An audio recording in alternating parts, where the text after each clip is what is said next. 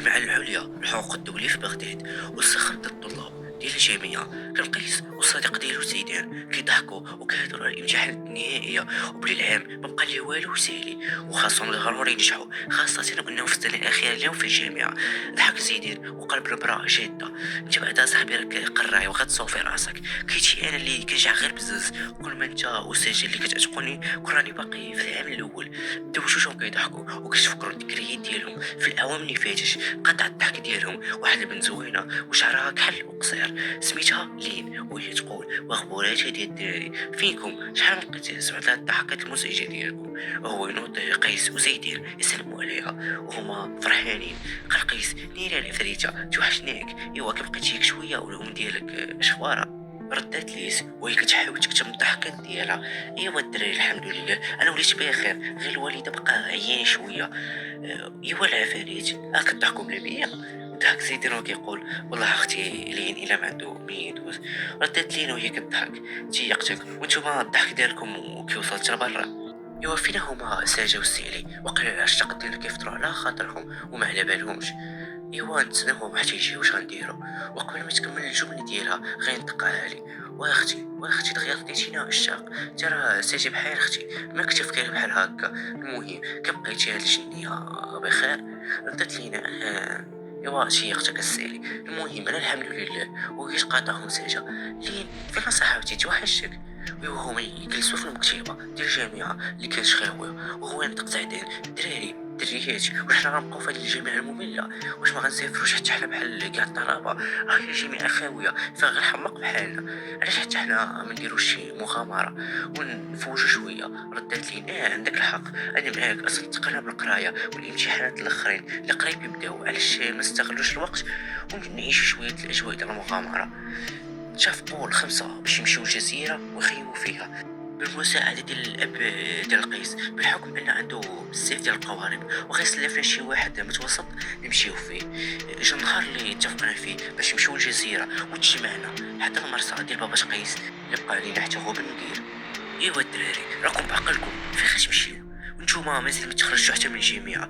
قاطعوا قيس: وليد راه عندي 21 عام وصحابي راه بعقلهم. قاطعوا به هو كينيت: ايوا ولدي رد لبال راسك، راه الوقت خايبه وخصوصا في البحر، ما تبعدوش بزاف، عندكم الجزيره اللي مورفيكنا يا ولدي كنمشيو ليها مع امك الله يرحمها. قاطع قيس: كون هاني الوالد، ما غنفوتوش ديك الجزيره اللي كنا كنمشيو ليها وانا باقي صغير.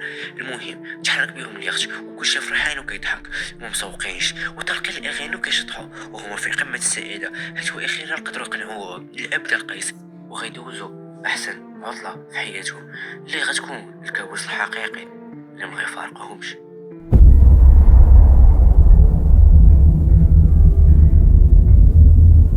قطعوا تقريبا مسافة طويلة وهما في القارب ومستمتعين بالأجواء، حتى فجأة الجو تغير وشتا بدات كتصب وبدا الصوت ديال الرعد كيتجاهل. نادات لينا: اوف يلا كنا مستمتعين حتى جات هاد الشي هادي وكفست لينا الحفلة. نيرا الدراري على صار وقيلا نرجعو بحالنا قبل ما توقع شي كارثة. الجو كيخلع. ضحك زيدان ما كنتش عارف علينا بلي راك خوافه والو ما صدقتيش. وهو يرد قيس: دراري جينا انا بعدا معود ندوز معاكم احسن عطله بلا ما تبقاو صارين لينا راسنا، صافي جينا.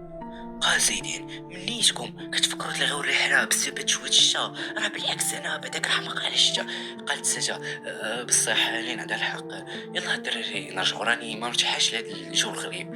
ضحك علي: ناري الدريات داكشي كنخططوا ليه من البدايه ديال العام تجيو دابا تخسروا. ردات ليه: يقدر يتقاد هاد الجو، المهم نساو وخلينا نتلاهاو شويه في هاد الشي هادي. يا سلام على راحه. ضحك زيدان: ايوا هادي هي اللي كنعرف.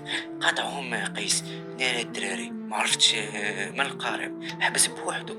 قفز عليه وزيدان من بلاصتهم ومشاو كيجريو عند قيس: مالك صاحبي خلعتينا، ياك ما دارها بينا الباطو ما تقولهاش. في وسط الصراع ديالهم سمعوا الخوات ديال لين وهي كتقول: هربوا بالزربه، هبطوا لتحت ديال القارب. شافوا الدراري قدامه ولقاو عاصفه كبيره جايه قاصديهم، بقاو غير مصدومين وما عارفين شنو غيديروا. جا زيدان شجرهم بقوه وداهم لتحت ديال القارب وبقاو تما تما حتى طلعت الشمس ومشات ديك العاصفة طلعوا الطابق الثاني من القارب وتصدموا ملي لقاو قدامهم الجزيرة. كلهم فرحوا ونساو كاع ديك العاصفة اللي دازت عليهم.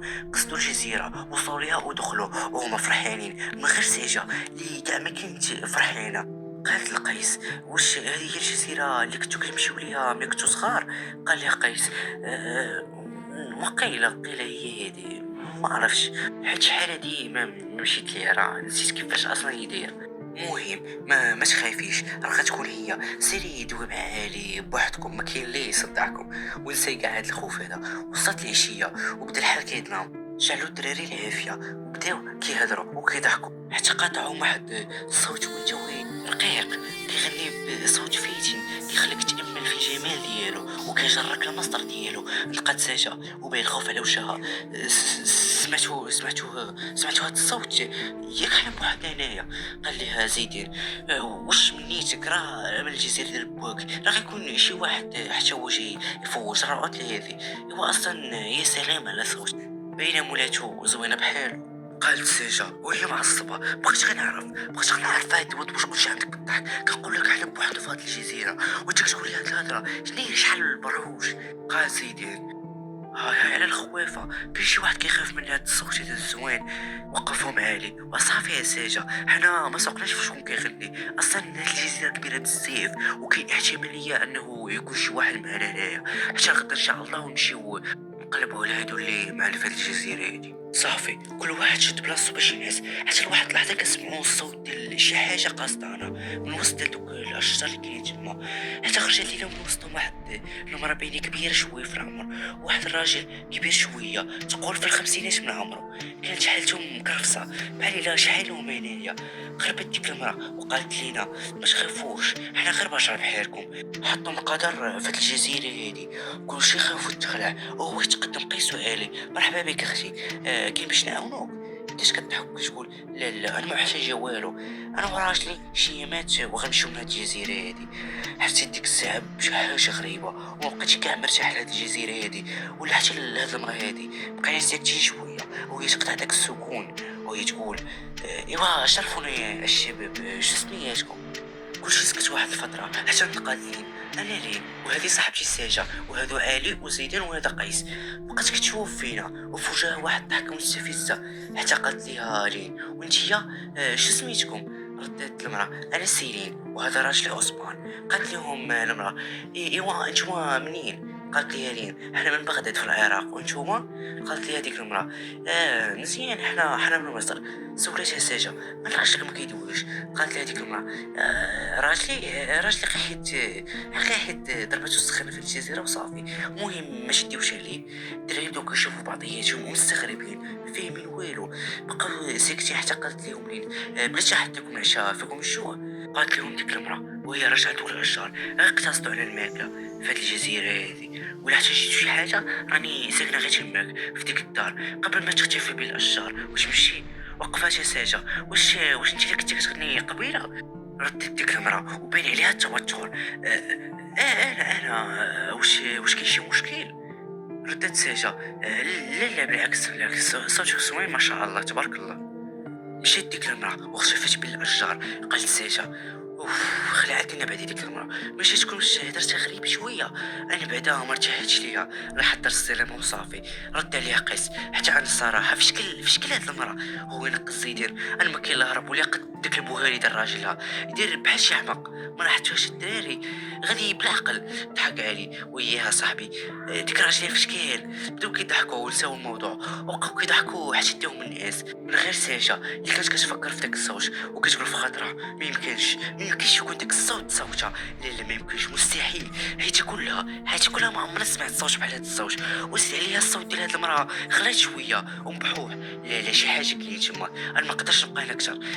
غدا نقول لهم يلاه نمشيو. بقات كتفكر شويه حتى دار الناس حتى ضربتها الفيقه مع ديك 6 ديال الصباح وكتسمع الصوت ديال القارب بحال الدماره وهي تقفز من راسها ومشات كتجري لجهة القارب باش تشوف شكون كيديماري. وصلت للشاطئ وبان ليها القارب كيما هو ومديماري. قالت في خاطرها بدا كيحماق عاوشيني هاد الباطو هذا بحال المره الاولى. دورات راسها باش ترجع حتى لقات ديك المرا واقفه ليها قدام وجهها وكتضحك ضحكه كتخلع. مشيت استجابت تستوعب حتى خشات فيها ديك المرا واحد الموس كبير شقات به الكرش ديالها باش طيح وهي غارقه في دماياتها وكتحتضر. وقالت ليها اش بغيتي عندنا اش بغيتي عندنا. وهي تنزل عندها وبدات كتضحك بهستيريا وقالت ليها